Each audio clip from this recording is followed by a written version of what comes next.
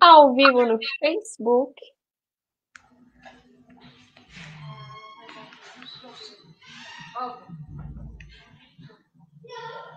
Estamos entrando, eu e você, aguardando a Laura.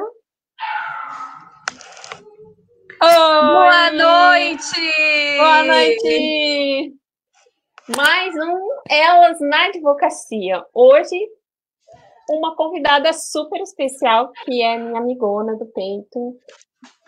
Batalhas, ombreamos juntas na militância e no ativismo dos direitos da mulher. A Laura é advogada, especialista em violência obstétrica, mas a Laura também é presidente do Nascer Sorrindo Pelotas e vice-presidente do Nascer Direito. Laura, tudo bom? Queria que tu te apresentasse aqui para o pessoal e fizesse as tuas considerações iniciais. Boa noite, gente!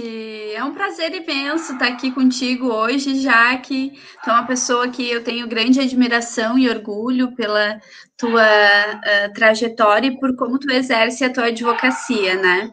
E esse teu projeto do Elas na Advocacia é um projeto super potente e é efetivamente dessa forma que a gente pode ter um mecanismo de efetivar o que a gente chama de feminismo, né?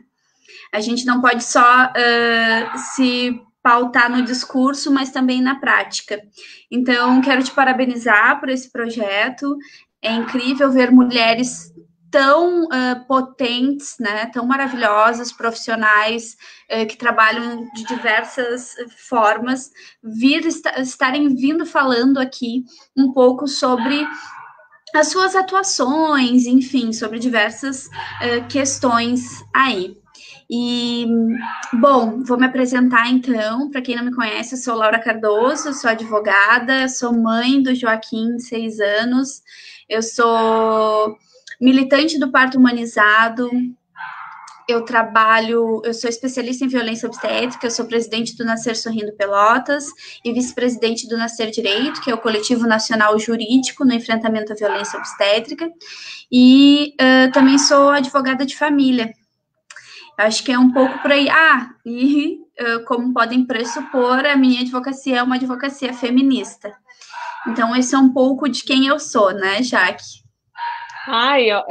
Achei maravilhosa a tua apresentação, Laura, porque não, é sério, é difícil a advogada se assumir como uma militante do direito das mulheres, porque isso assusta muito, assusta porque quando a gente fala em feminismo, uma parte da nossa clientela pode se assustar, que é a clientela masculina, né? Que acredita que uma advocacia feminista é uma advocacia somente que advoga para mulheres, né? E é o que a gente estava conversando um pouco antes. Não! Uma advocacia feminista é uma advocacia baseada em valores, né? De equidade, de igualdade, de desconstruir aspectos extremamente machistas do judiciário, né? Isso não pressupõe somente que as nossas causas, elas precisam de bandeiras, porque a gente também pega causas, por exemplo, de indenização, de problemas do dia a dia que ali não está um pouco dos nossos valores, mas não pressupõe que nesse contexto a gente vai desenvolver uma advocacia feminista, né? Também gosto de intitular minha advocacia como uma advocacia artesanal, e eu gosto muito disso, eu adoro esse conceito, que pressupõe que cada pessoa que chega é uma pessoa com uma história única e que o seu problema, ele precisa de atenção, né? Então, por mais que seja semelhante a outros casos, eu vou dar atenção individualizada para essa pessoa, porque ela não é mais um número. Fiquei curiosa. Peraí, vou te interromper porque eu fiquei curiosa. Eu quero saber, essa coisa de advocacia artesanal seria: tu pega um cliente, resolve tudo que tem na vida dele? Não. Aí sim, né? Não, acho que isso está mais para compliance.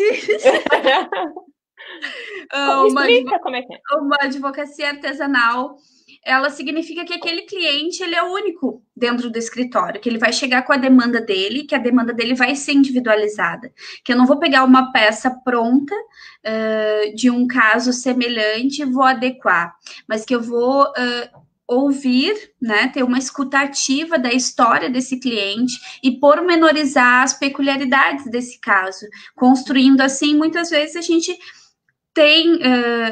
vai usar a mesma base de legislação, mas tu pode construir teses, tu individualiza esse cliente. Os meus clientes, eles não são mais um número no meu escritório, eles são o fulano, a ciclana, e eles têm importância, o caso deles tem importância. Para a gente que trabalha com família, né, Jaque, a gente acaba se envolvendo bastante na história, né? Isso é um cuidado que a gente precisa ter. Claro que a gente está ali para defender os interesses do nosso cliente que nos contratou, sim, mas é impossível a gente não se envolver. E a responsabilidade disso, né? A responsabilidade, por isso que a gente titula de advocacia artesanal, a gente tem muita responsabilidade. Claro, para a gente pode ser exatamente só mais uma questão de alimentos, guarda e convivência, mas para aquele cliente... que no direito de família, tudo importa, né? Todo detalhe importa. Tu tem que estar... E tem aquele envolvimento fora do processo. Tu tem que acompanhar, porque é um problema íntimo da pessoa, que não envolve, muitas vezes, só os demandantes, envolve filhos, envolve todo mundo. Tanto é aquela coisa de ficar no WhatsApp, tu tem que responder, né?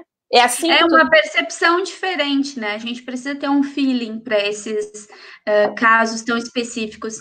E eu consigo perceber, assim, que os meus clientes homens, eles são muito mais objetivos. E as minhas clientes mulheres, eu acabo me tornando amiga delas. Então, a nossa relação se estende um pouco da questão profissional, porque elas acabam abrindo muitos aspectos que estão emergentes, né, naquele caso. Isso não é diferente da questão da violência obstétrica, né? Agora, trazendo um pouco para o nosso tema de hoje, né, para não desvirtuar tanto assim, porque a gente teria... Antes de tu entrar no tema da questão obstétrica, vou te cortar aqui um pouquinho. Eu queria que tu falasse como é que tu iniciou na advocacia, como é que foi esse início? Como é que tu botou o pé na porta da advocacia? Essa história é tão boa, essa história é muito boa, gente. Como é que eu iniciei na advocacia? Eu não imaginava advogar, tá? Eu era muito crua. Então, no final da faculdade, eu já estava extremamente envolvida na militância do parto humanizado e eu não via outra possibilidade a não ser advogar. Eu me apaixonei pela advocacia, nunca exercendo ela de fato, porque eu não tive nenhum estágio no escritório de advocacia, tudo mais. A gente teve aquele contato ali no serviço de assistência judiciária que as universidades têm nos últimos semestres, né, para a gente ter esse contato maior. Mas eu passei na prova da OAB e, gente, eu não tinha R$1. Eu não tinha R$1 quando eu iniciei a advogar. Essa é a grande verdade. Eu não tinha dinheiro para comprar livros, eu não tinha grana para montar um escritório, eu não tinha grana. Então, foi tudo construído. Mas eu pensei o seguinte... Artesanal. Artesanal. De fato, né? De fato. Eu pensei assim, bom, eu não posso me vincular agora a um escritório de advocacia que vai me pagar um valor muito irrisório, então vou arriscar. Eu tive essa coragem de vou tentar, gente, e foi assim que eu comecei. Muito estudo, muita pesquisa, muito networking. Eu tô sempre pontuando o quanto é importante a gente ter contato com colegas. Os colegas são amigos, não são adversários. A gente está defendendo os interesses do cliente, não tem nada a ver com a nossa questão profissional. A gente sabe que encontra alguns colegas não tão éticos no meio do caminho, mas essa é a importância do networking, né? Então, eu comecei assim. Então, as pessoas já me conheciam por conta das palestras, de toda a militância da violência obstétrica, né? E aí, eu comecei a advogar. E o meu primeiro processo, meu primeiro protocolo, minha primeira petição mesmo, foi um processo de dano por violência obstétrica. Então, eu já cheguei... Que legal. Chutando a porta, assim, tipo... Chutou mesmo. Vamos lá. Muito obrigada, Joana. Todas nós somos inspiradoras, a gente tem sempre muitas histórias de vida, mas Eu tenho muito orgulho. Opa! Eu tenho muito orgulho da mulher que eu fui me construindo e que outras mulheres também me construíram, né? A Laura, advogada hoje, ela é uma soma de diversos profissionais que eu encontrei nesse caminho, que foram pessoas incríveis e maravilhosas, né? Então, assim que eu iniciei e as coisas foram acontecendo, eu sempre digo, persistência, tem que ter bastante persistência, principalmente para gente que não. Acho que isso tem modificado muito, mas a gente não vem de uma situação privilegiada, né, Jaque? Sim, A claro, gente não. vai se construindo enquanto Do profissional. zero, do Do zero. zero, do zero. Então, até tu. Muito obrigada, gente. Obrigada pelos elogios. Até tu construir uma história, um perfil profissional que as pessoas te reconheçam, isso leva um tempo, né? Por mais que às vezes seja angustiante, eu sempre digo: se é isso que vocês querem, persistência. Persistência, disciplina, terão muitos dias difíceis. E todas essas questões que envolvem, né? Ser E mulher uma na coisa, advocacia. exatamente. Laura, e muita, eu não sei como é que foi no teu caso, mas no meu caso, assim, não é só começar, não foi só começar a advocacia do zero. A gente começa do zero e continua no zero por um bom tempo, até começar a Sim, ganhar um dinheiro, exatamente. né? E como é que Exatamente. foi passar por isso, assim, resolver manter esse ímpeto de advogar do zero, com zero, durante muito tempo e ainda sendo a mãe do Joaquim? Ai, gente, antes de eu responder essa pergunta da Jaque, eu queria perguntar. Eu acabei de receber uma mensagem dizendo que o áudio tá dando eco. Tá tudo ok com o áudio? Ai, muito obrigada, Jaqueline. Eu fico muito feliz. Eu fico muito feliz e eu ainda sinto como se fosse a primeira vez, todas as vezes que alguém me procura, manda mensagem e eu. E vem até a síndrome do impostor, né? Será que eu sou tudo isso mesmo? Então, Jaque, eu amava advogar, então isso foi uma coisa que me manteve persistindo e batalhando e dizendo não, daqui a pouco vai melhorar, clientes vão aparecer. E aí foi tudo uma sucessão de coisas que aconteceu. E sendo mãe do Joaquim, óbvio que a maternidade nos limita. Isso é fato, né, Jaque? Infelizmente, principalmente para quem não tem uma rede de apoio, mesmo para aquelas pessoas que tenham. Muitas vezes a gente se limita em detrimento da maternidade e de poder desenvolver e a questão de oportunidades e tudo mais. E a gente sofre muito, sofre, entre aspas, eu estou dizendo dentro de um banco de privilégio, mas a gente sofre um pouco de diferença de alguns colegas por tu ser mulher, por tu ser nova na advocacia. Eu já estive no escritório de advocacia chiquérrimo fazendo uma negociação extrajudicial. Tá dando eco o áudio da Jaque. O pessoal tá falando que tá dando eco o teu áudio, Jaque. E eu tô no notebook eu tô sem áudio para não dar eco e no telefone eu tô com o microfone. E eu cheguei nesse escritório de advocacia e eu vi o tapete do escritório e eu disse, meu Deus, isso aqui deve custar a minha casa. Tudo que eu tenho dentro de casa custa esse tapete. E a primeira coisa que o advogado sênior, né, que me atendeu, Claro. a primeira coisa que ele me disse foi a seguinte: nossa, não imaginei que tu fosse tão bonita. Então, assim,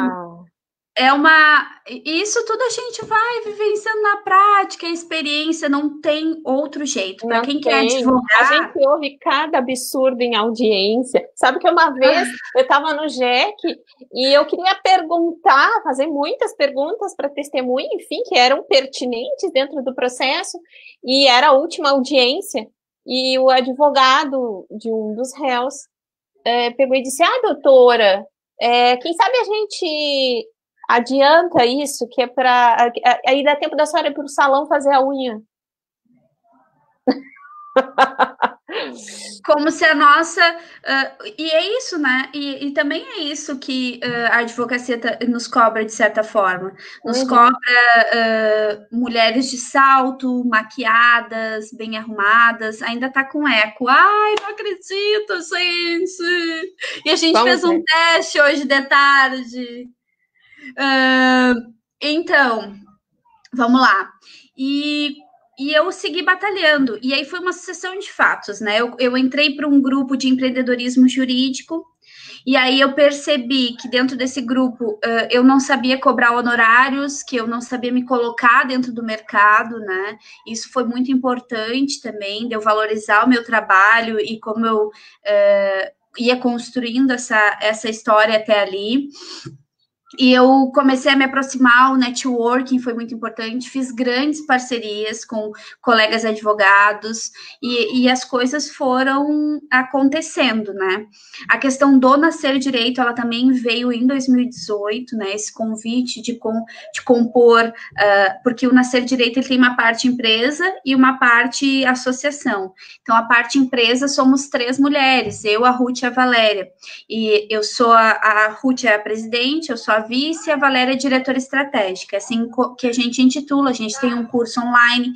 Então foram só experiência, assim, só entrar na sala de audiência, fazer a primeira audiência, e eu estava muito nervosa, e era uma audiência de instrução, a minha primeira audiência, e tinha testemunha, e eu formulei as perguntas, e a juíza leiga era no JEC, mas mesmo assim a juíza impugnou grande parte, eu já quase estava dizendo assim, deixa eu ir embora então, não sei fazer nada aqui. E foi muito engraçado isso tudo, assim. Então, é uma construção, foi uma construção. E com o Joaquim, eu nunca pensei em desistir da advocacia, essa é a grande verdade. Eu sempre me impulsionei a buscar mais. Bom, agora não está bacana de clientes, então vamos pensar em meios de prospectar sem ferir o código de ética, enfim, todas essas coisas, além da minha militância, né?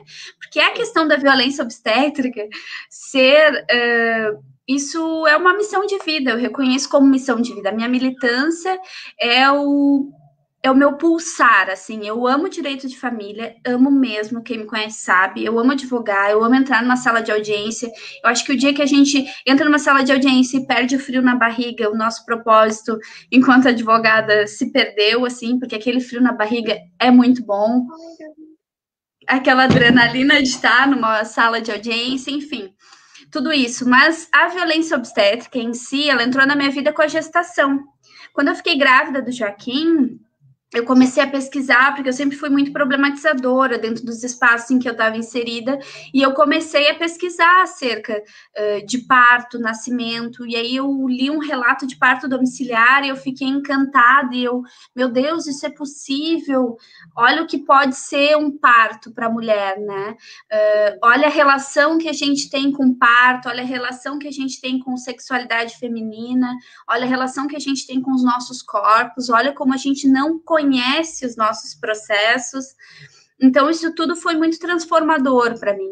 E aí, quando o Joaquim nasceu, depois de muita luta para conseguir que ele nascesse num parto domiciliar em Viamão, eu pensei, é isso que eu quero fazer. Ah, não eu foi quero... Aí? Não. Não. Não, foi em Viamão, num templo budista, tá? Que legal! Essa história rende uma grande live. Oi, Cristiano, tudo bom? Oi, Cristiano. É que assim, ó, o templo budista é uma comunidade normal, assim. Sim. Só que tem um templo, eles têm uma cozinha coletiva, eles são vegetarianos, tem uma escola. Ah, agora você vai ter que me explicar. Tem parteira lá no templo? Não, o que acontece? A minha parteira, né, a EO, que me acompanhou, ela morava lá. E a gente conhecia, porque o Bruno, o pai do meu filho, ele foi praticante budista uma época. E ele conhecia pessoas de lá. E a gente conseguiu uma casa cedida pela Zaira, do Centro de Estudos Budistas aqui de Pelotas, para a gente ficar lá. Eu liguei para ela, eu estava com 37 semanas, gente. Eu liguei para ela e disse, olha, eu sou uma gestante de risco habitual, eu tenho todos os exames, eu só quero parir o meu filho. Eu só quero parir. E aí a gente conversou, entramos em contato, e aí ela disse que topava me acompanhar.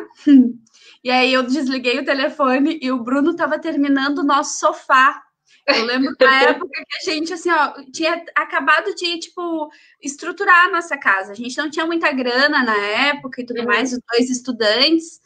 E aí eu olhei para ele e disse assim, a gente vai para Viamão.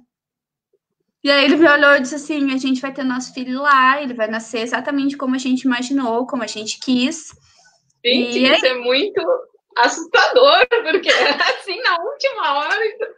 É por isso que o Joaquim tem essa calma toda. E aí a gente foi e ficamos 20 dias lá. E foi mágico, foi transformador, foi essencial para eu iniciar a minha maternidade. Enfim, é uma história e tanto, né? Mas quando eu retornei, eu disse: é isso que eu vou fazer.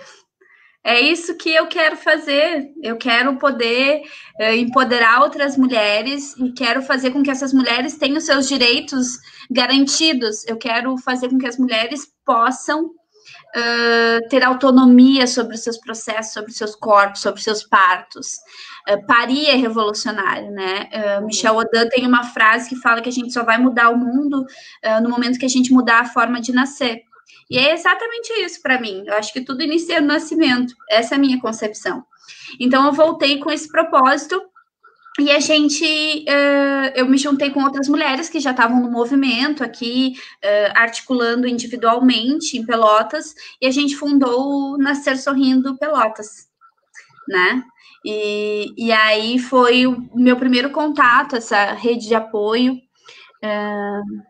Oi, Cristiana. Então, uma coisa que eu gosto bastante de esclarecer, a doula, ela não acompanha parto, que a gente não fala que faz parto, né? Porque quem faz o parto é a mulher. O médico, a enfermeira obstétrica, eles acompanham o parto e intervêm quando necessário. A doula, ela dá um suporte físico e emocional e faz um trabalho perinatal na gestação. Isso significa que ela vai trazer informação para essa mulher, né?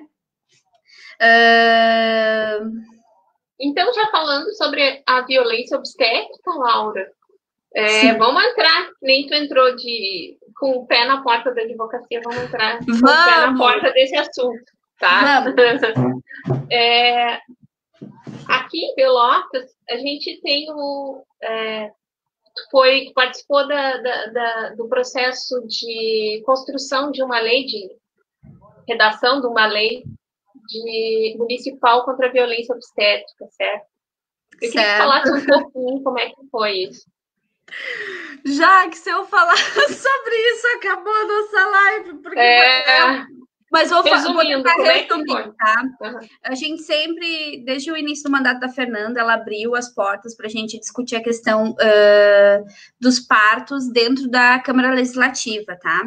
E com a morte da Débora, que foi uma menina de 22 anos que morreu em decorrência de uma cesárea mal realizada na Santa Casa pelo Dr. Darcy Severico, e eu não tenho nenhum medo de falar o nome dele, ela morreu e a gente pensou, bom, esse é o momento, a gente convocou um ato contra a violência obstétrica, inclusive, sim. E depois disso a gente pensou que deveria formular esse projeto de lei. E nós estávamos formulando, e aí teve outro vereador que propôs, antes da gente concluir, a gente foi conversar com ele, que era uma luta anterior nossa, enfim, toda uma função, protocolamos o projeto de lei, ele foi aprovado por unanimidade na Câmara, aí ele foi para a prefeita. E aí, quando ele chegou na mesa da prefeita, que foi a problemática, né? A gente teve um dia depois uma audiência pública, o Cimer estava, e aí começou as discussões. Bom, vocês podem imaginar o quanto foi difícil esse processo, né? A gente movimentou até o Ministério da Saúde, que emitiu na época uma nota falando sobre o termo violência obstétrica, e a gente descobriu que depois era em resposta a um ofício encaminhado pelo CIMERS e que tinha questões políticas por trás da emissão daquela recomendação. Depois o Ministério Público o Ministério Público Federal de São Paulo entrou nessa questão e recomendou que o Ministério da Saúde retirasse essa nota e a partir disso considerasse o termo. Foi um movimento nacional e local, né? Isso foi uma Foi ao mesmo tempo, né? Eu lembro que foi isso é uma histórias mais significativas e importantes na minha trajetória. Eu tenho muito orgulho disso, assim. E tem muitas nuances dessa história que eu poderia trazer aqui. Mas o projeto foi vetado, depois a gente teve muitas discussões do projeto novo, principalmente por conta do termo. Não levo o termo, mas é um projeto que fala exatamente sobre violência obstétrica, sobre os direitos e garantias das gestantes e parturientes, né? Então, foi aprovado em dezembro. Foi aprovado esse projeto em dezembro. Ali o Cristiano está comentando, ambas sobre tiveram parto resistência. domiciliar. Né? Então, Cristiano, isso renderia umas 3 lives. Não, mas é legal. Existe muita resistência sobre o parto domiciliar, existe muita falta de informação, de reconhecer o que significa o parto domiciliar, né? De entender o que é e que ele é seguro para as mulheres gestantes de baixo risco e que ele... Bom, eu sou muito suspeita para falar de parto domiciliar, porque eu sou extremamente apaixonada pelo parto domiciliar. Eu acho que é uma transmissão, um ritual, uma experiência que aquela família que está ali, né, independente de quem for composta essa família, pode vivenciar, né? É selvagem, é visceral, eu acho que essa questão assim, passa muito pelo fato da própria autonomia do parto, né? De se entender que o parto pertence ao médico e não à mulher, né? Quando, na verdade, pertence à mulher, né? Isso é uma questão muito histórica, né? Desde lá da medicalização dos hospitais, que o Foucault explica toda essa questão de como se construíram as instituições medicalizadas, né? E de como o médico, dentro desse cenário, ele foi instituído como o grande... quem conduz o hospital, né? Existe toda uma relação hierárquica dentro da instituição com a classe médica, né? E aí a gente tem todo um contexto histórico depois das escolas de medicina no Brasil e como isso, como que se construiu a ideia de que as mulheres deveriam ir para os hospitais ganharem seus bebês, né? Existe todo uma série de fatores que construiu esse aspecto. E aí, a apropriação do parto. A gente tem, depois no século XX, a metade do século XX, 98% dos partos eram feitos em hospitais, né? E depois da metade em diante, a gente tem aí um boom das cesáreas, década de 90, qual bebê da década de 90 nasceu de parto normal? É muito raro. Né? Nós somos provenientes de muitas cesáreas, e aí depois esse movimento internacional que acontece, principalmente na década de 80 e 90, lá pela Organização Mundial da Saúde, mas que chega aqui no Brasil em 93, vai começando a discutir essa questão da assistência ao parto, né? Sim. E de como nós perdemos a autonomia desse processo e como isso foi medicalizado, patologizado, e a gente não entende isso como um processo fisiológico. Isso tem várias questões. E uma dessas grandes questões que eu sempre gosto de pontuar é o tabu sobre sexualidade feminina e sobre prazer feminino. Nós, enquanto mulheres, não conhecemos os nossos corpos, nós não nos tocamos, nós não sabemos como se dá, a gente não teve isso. Exatamente, é quebrar tabu e tornar o nascimento de fato mais humano. É isso. Enfim, e tem muitas questões acerca do parto que não são jurídicas, né? Então, ele envolve aspectos históricos, psicológicos, culturais, sobre muitas perspectivas que estão ainda muito intrínsecas e enraizadas na nossa sociedade, ditas como normais, né? E dentro das instituições, isso vem sendo perpetuado. A gente perpetua a violência obstétrica todos os dias, através de práticas dos profissionais, principalmente, sem se questionar dessas práticas, sem respaldo em evidência científica. Então, o parto humanizado, ele nada mais é que a autonomia da mulher, é um tripé, né? A autonomia da mulher, medicina baseada em evidência científica, entender que é um evento biopsicossocial que envolve com equipe multidisciplinar, né? Então, não é só o médico. E, Laura, me diz uma coisa, como é que está a questão? Duas perguntas que eu queria te fazer, tá? Tá. Eu vou fazer uma pergunta primeiro e depois deixar mais polêmica para o final, que é um assunto mais atual, tá? Se tivesse que destacar quais são as violências obstétricas que mais chegam aos teus ouvidos e quais são as mais perigosas, tu teria como pontuar aqui pra gente? Ai, como seriam as mais perigosas? Então, dentro da violência obstétrica, a gente tem as violências físicas, sexuais, materiais, psicológicas. Então, a gente tem diversas formas de violência obstétrica, né? E a violência institucional, que é a negativa do acesso aos direitos das mulheres dentro da instituição, essa hierarquização, né? As violências materiais é, por exemplo, cobrar uma taxa de disponibilidade pelo plano de saúde, certo? As violências físicas é que incidem sobre o corpo, e as violências sexuais são aquelas que violam a autonomia da mulher, que incide diretamente sobre seus processos sexuais, como, por exemplo, parece forte falando, né? Mas, por exemplo, uma episiotomia, certo? Vamos lá. Advoga mãe, eu vou depois responder a tua pergunta. Tem um monte de perguntinha ali que depois eu quero responder. Pode ir deixando as perguntas aqui, porque depois que a Laura terminar essa pergunta, eu vou ler os comentários. Ela me deixou na caixinha lá. Ah, tá, não, mas eu vou ler os comentários, porque o pessoal está participando bastante. E eu gosto de ler. O Ministério Público Federal, ele reconheceu já a violência obstétrica como uma violência sexual. Isso a gente pode trazer nos processos, inclusive, para reiterar a importância do depoimento pessoal da vítima, reconhecendo que o Ministério Público Federal já reconheceu a violência obstétrica como uma violência sexual. Por exemplo, a episiotomia, tá? Que é um corte no períneo. Para quem não sabe, o períneo é aquela região entre a vagina e o ânus, para facilitar a passagem do bebê. Existem várias evidências científicas que não corroboram para essa prática, não tem nenhuma evidência científica do benefício da episiotomia. Ela foi construída historicamente, inclusive a Melanie Amorim produz evidência científica no Brasil sobre a questão da episiotomia, de que ela não é positiva, né? De que em 60% dos casos a mulher não tem nenhum tipo de laceração, então a gente está fazendo um corte para evitar algo que em 60% dos casos não acontece. São várias problemáticas. Sim, e, gente, faz o corte para apressar o parto. Isso, principalmente porque essas mulheres estão parindo deitadas, né? Parir deitada, a posição de litotomia é uma posição extremamente antigravitacional.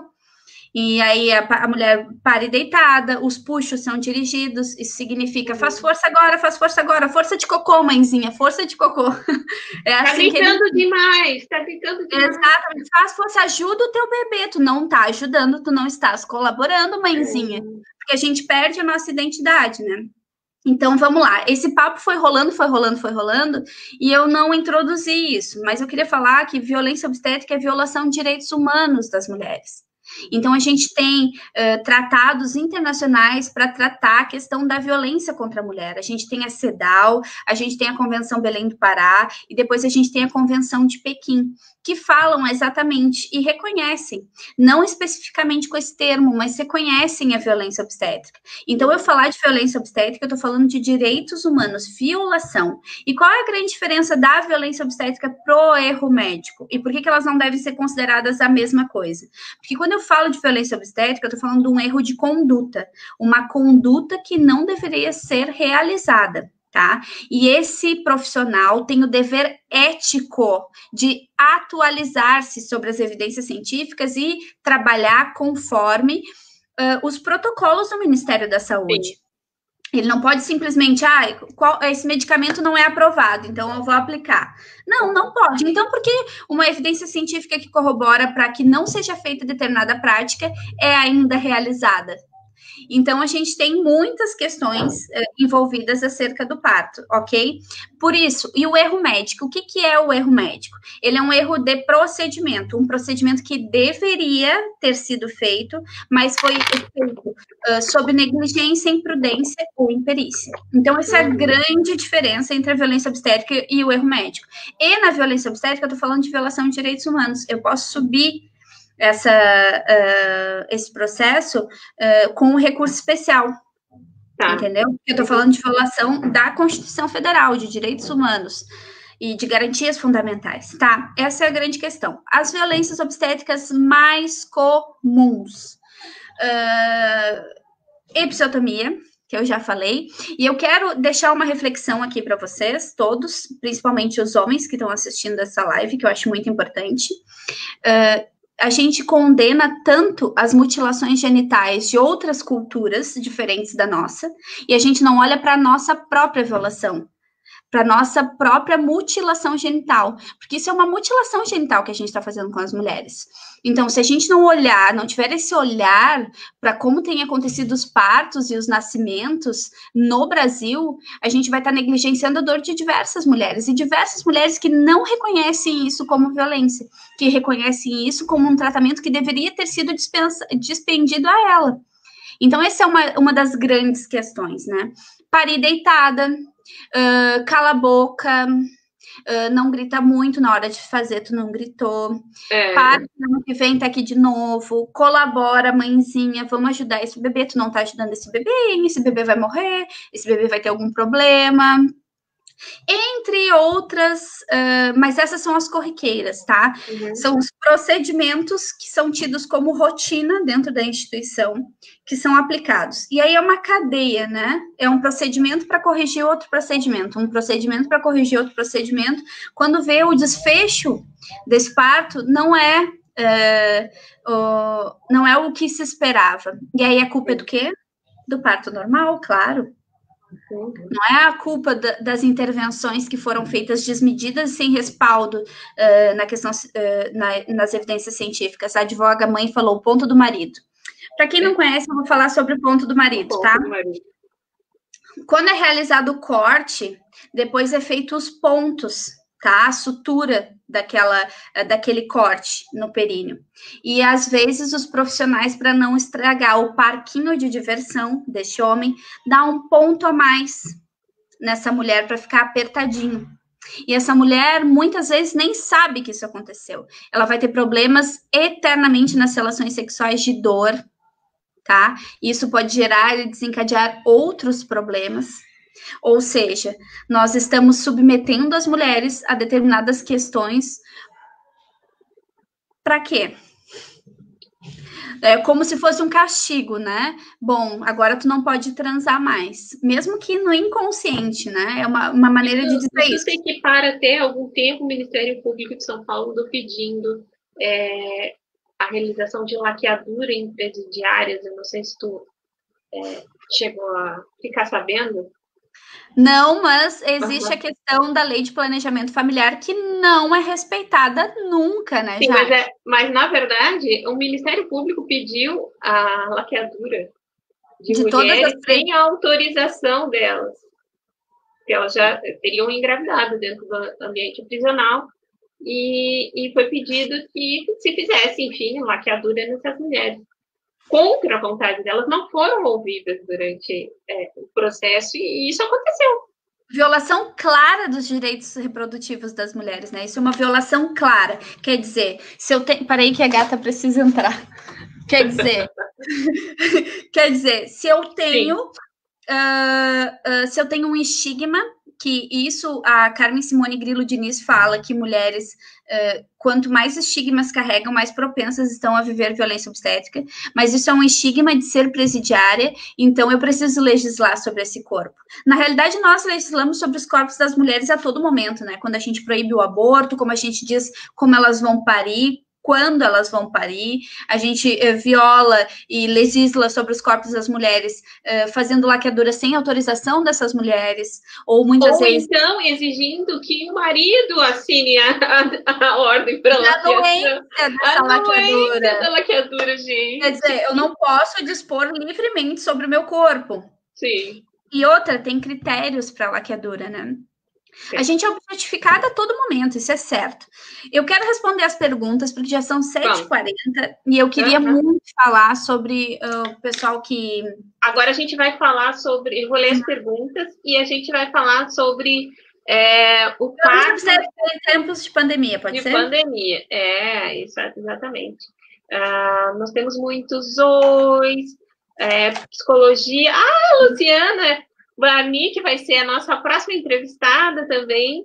A Jo Fazende. É um prazer, pessoal. Estou muito feliz.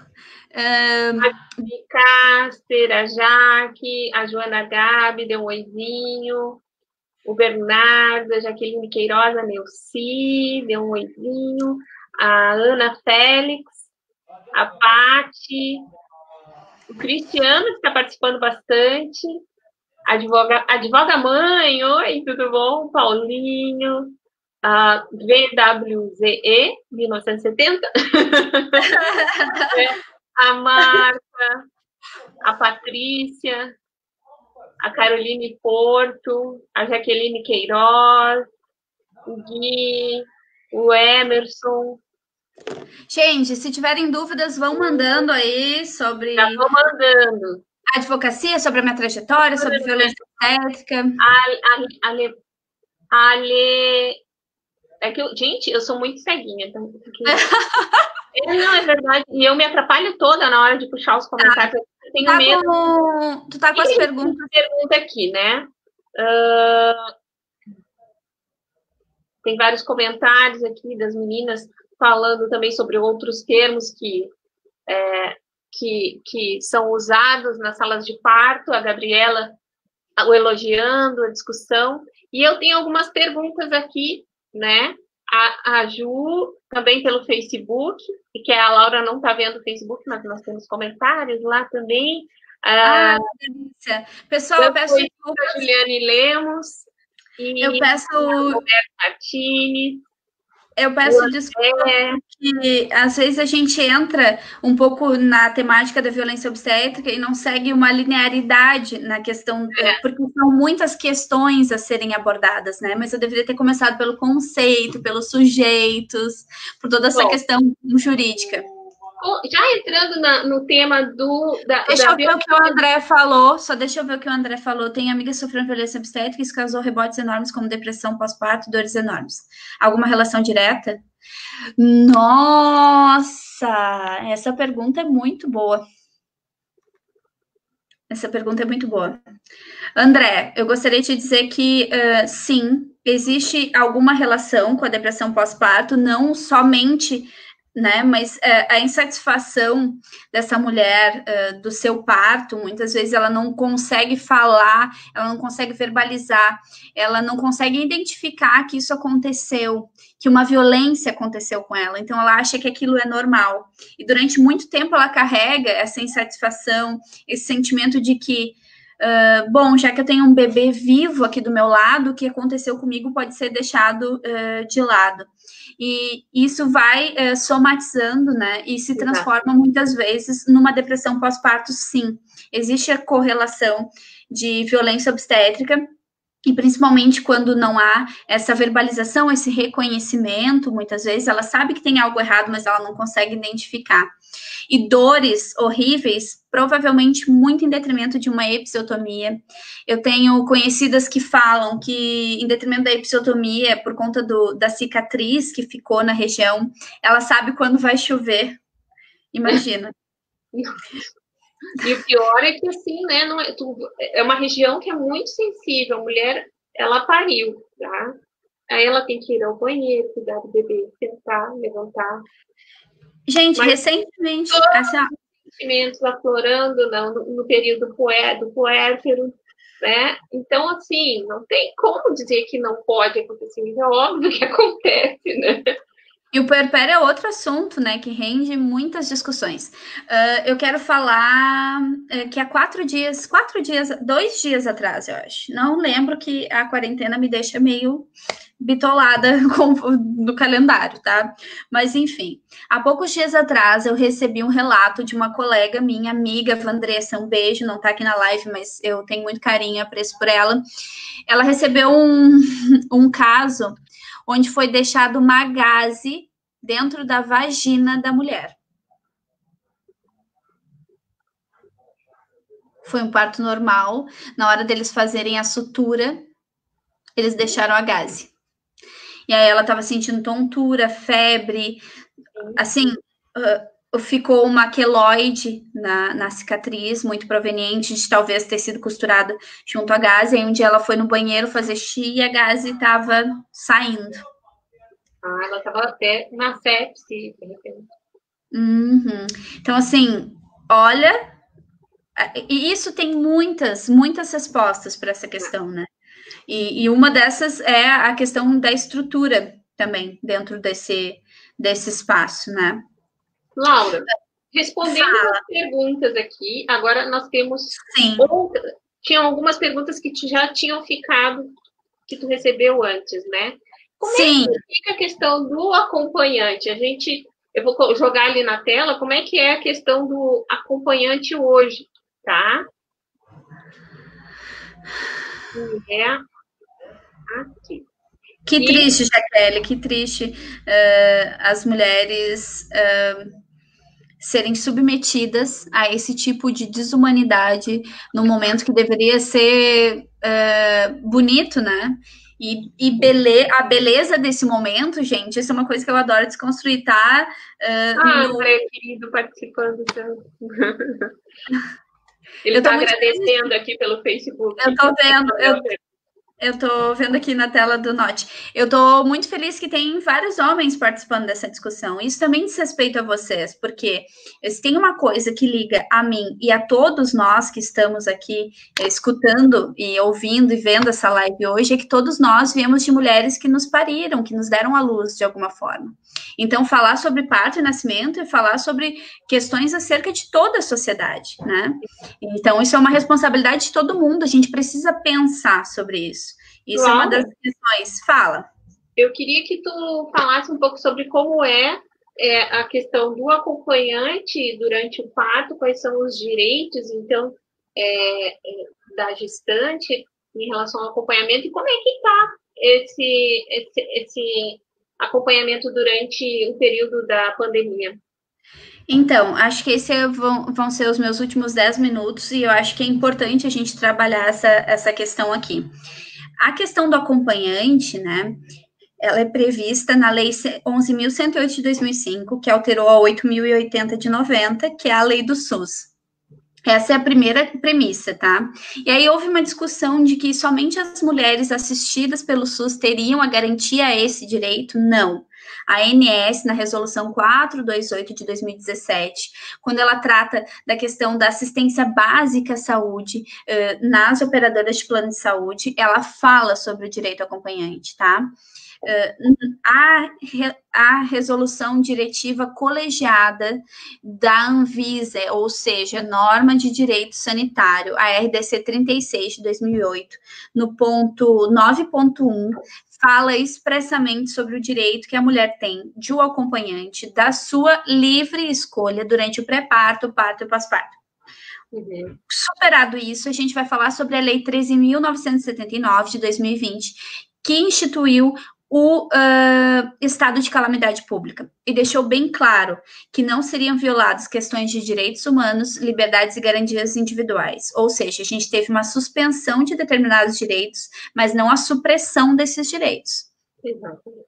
Tá? Principalmente ao que diz respeito aos direitos humanos e garantias fundamentais. Reconhecendo o direito ao acompanhante como assistência básica à saúde, óbvio que essa mulher tem um direito acompanhante durante o parto. O que ocorre? Quais são as problemáticas? Aí depois vem as recomendações da Organização Mundial da Saúde e as notas técnicas emitidas pelo Ministério da Saúde. E a última nota que falou sobre o acompanhante é a nota de número 9. E o que dispõe essa nota? Fala que as mulheres, mesmo as mulheres que testem positivo para o Covid-19, tem direito a um acompanhante. Essa mulher precisa ser isolada propriamente durante o trabalho de parto, mas ela tem direito de acompanhante da sua convivência. Aí as instituições podem dizer, bom, mas aí eu tenho muitas pessoas, eu tenho pessoas que vão estar nessa sala de parto, como é que eu garanto? E se esse acompanhante também for testado positivo, mesmo acompanhante testando positivo, EPIs, e essa mulher tem esse direito garantido. Agora, as questões estruturais da instituição não é uma responsabilidade dessa mulher, né? Sim.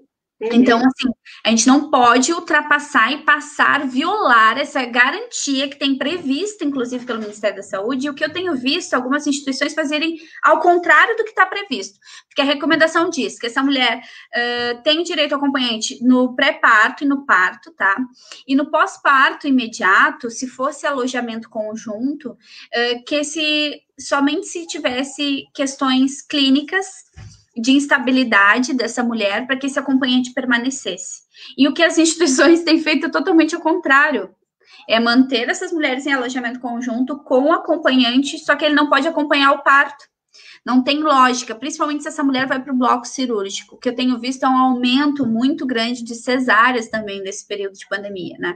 Eu acho que é uma questão que a gente precisaria atentar. Mas não é muito mais arriscado para risco de contaminação, colocar essa mulher dentro de um bloco cirúrgico e fazer uma cesárea. E essa mulher vai patrocínio. A gente vende a cesárea como segura, efetiva, limpa. Então, essa mulher nem se questiona sobre esses aspectos, né? E outra, a gente tem uma resolução do Conselho Federal de Medicina que suspende as cirurgias eletivas em período de pandemia. Gente, cesárea sem indicação clínica é cirurgia eletiva. Não muda nada para um silicone que a moça quer colocar. Não muda nada. Então, as instituições estão reiteradamente, muitas vezes expressamente, violando isso. E agindo na ilegalidade, entendeu? E resoluções internas, e aí esse acompanhante é barrado, não, mas é as orientações da instituição. Opa, mas peraí, mas eu tenho uma lei federal, tenho uma resolução da ANS, eu tenho uma resolução diretiva colegiada e eu não estou podendo efetivar e garantir esse direito minimamente. Então, o que essa mulher pode fazer? Era isso que eu ia perguntar? Não, eu tenho que te falar, só para eu não esquecer, porque depois eu esqueço de perguntar, mas é a questão da doula, né? Como é que tá? Ela pode entrar ou só pode entrar um acompanhante? Gente, a questão da doula é uma discussão nacional, não existe nenhum posicionamento uniforme nesse sentido, tá? O que algumas pessoas defendem é o cancelamento das doulas, que elas façam um trabalho perinatal, mas que elas não estejam na instituição. Porque a realidade do Brasil é que poucos lugares têm casas de parto, ou seja, localidades onde só ocorrem nascimentos de risco habitual.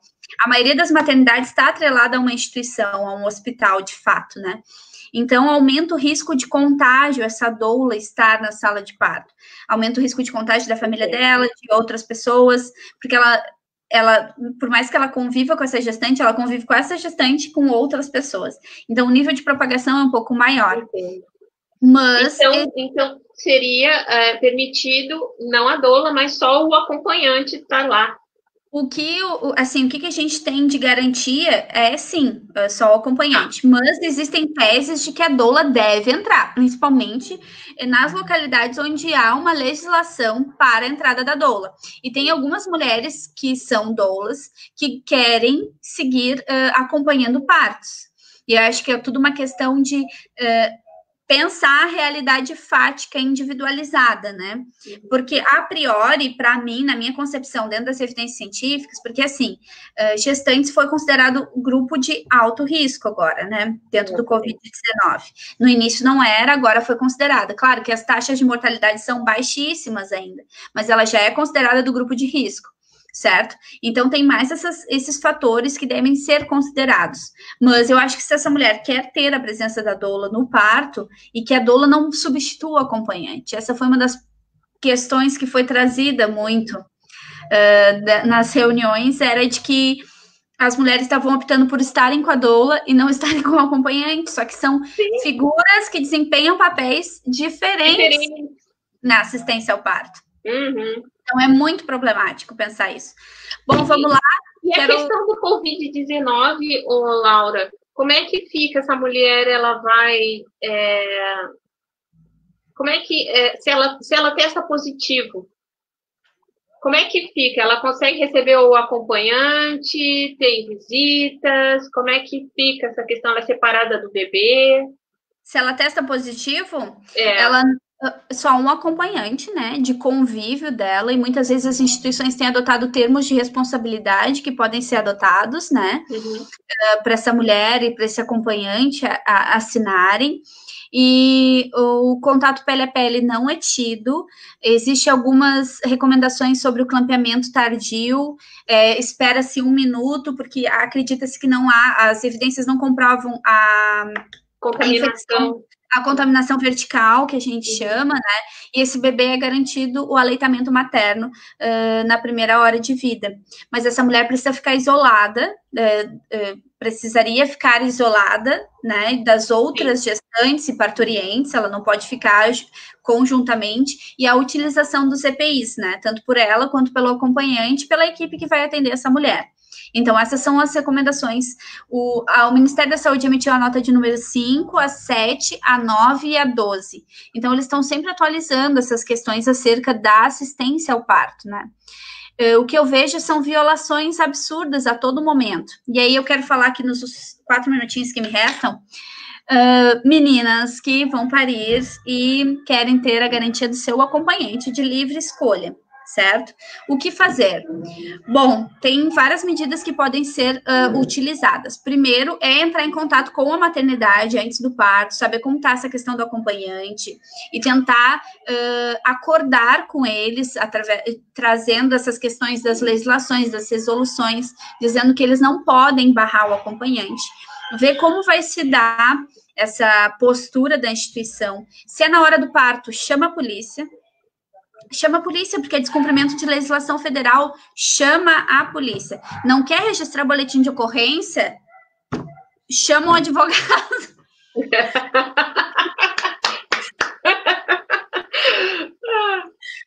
Tá? E assim, para as mulheres que não querem e eu acho que não deve passar por essa situação, dá para pedir entrar com horrível, dá para entrar com mandado de segurança para, antes do parto, ter a garantia efetiva de que o acompanhante vai entrar no parto. O que é mais seguro, né? Porque, convenhamos, chegar na hora do parto, chamar a polícia é uma coisa horrível, né? Tu tá esperando ali um momento legal, uma coisa boa, né? E aí isso pode, inclusive, influenciar no desenrolar desse trabalho de parto. Claro. E aí, outra coisa que... eu quero falar sobre como estão as questões aqui em Pelotas, tá?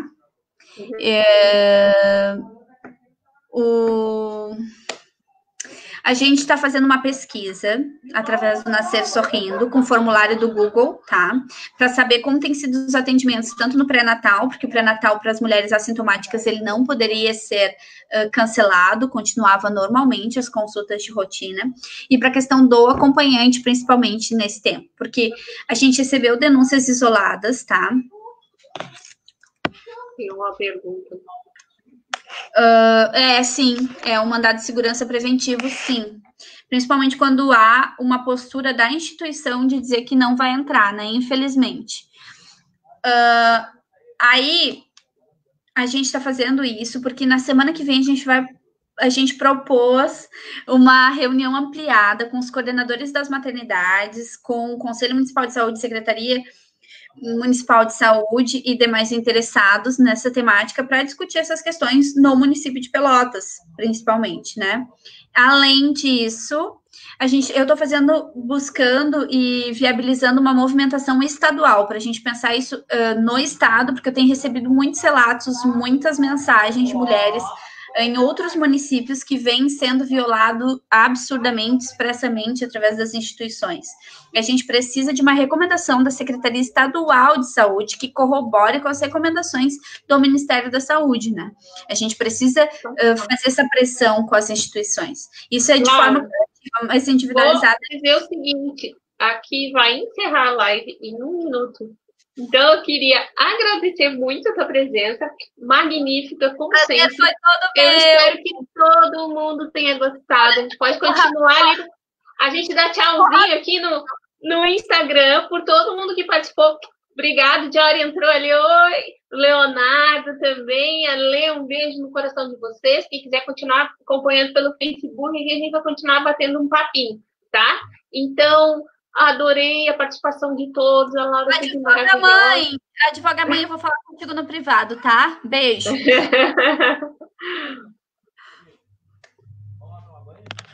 Aqui, continuamos no Facebook. É porque, o que acontece?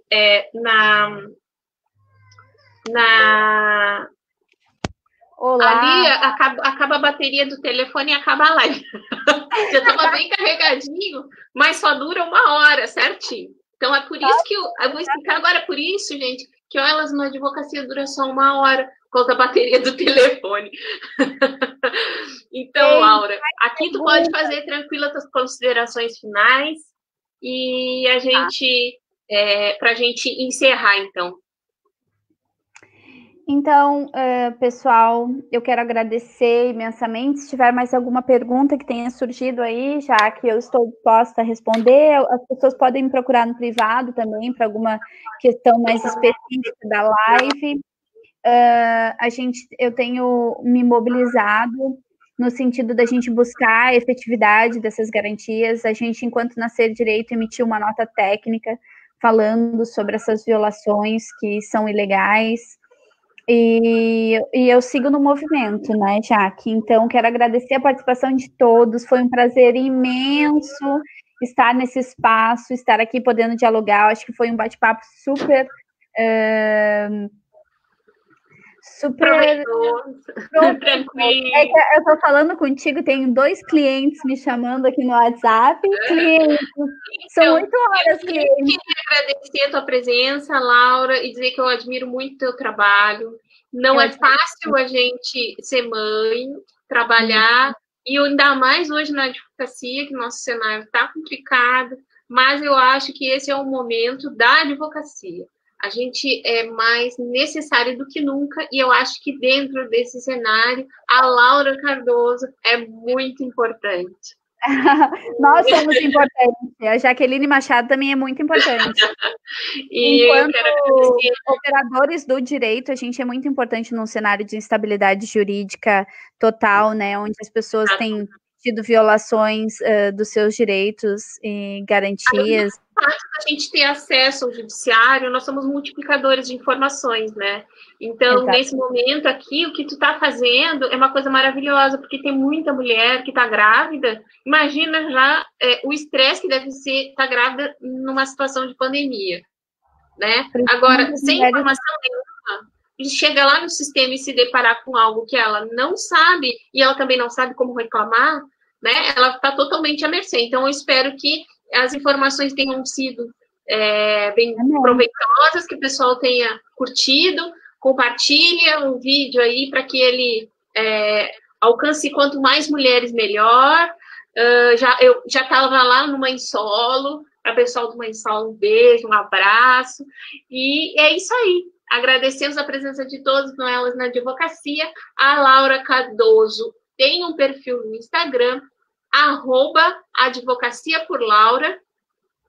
Quem quiser tirar dúvidas, entre em contato com ela. E é isso. Um grande beijo e abraço para todo mundo.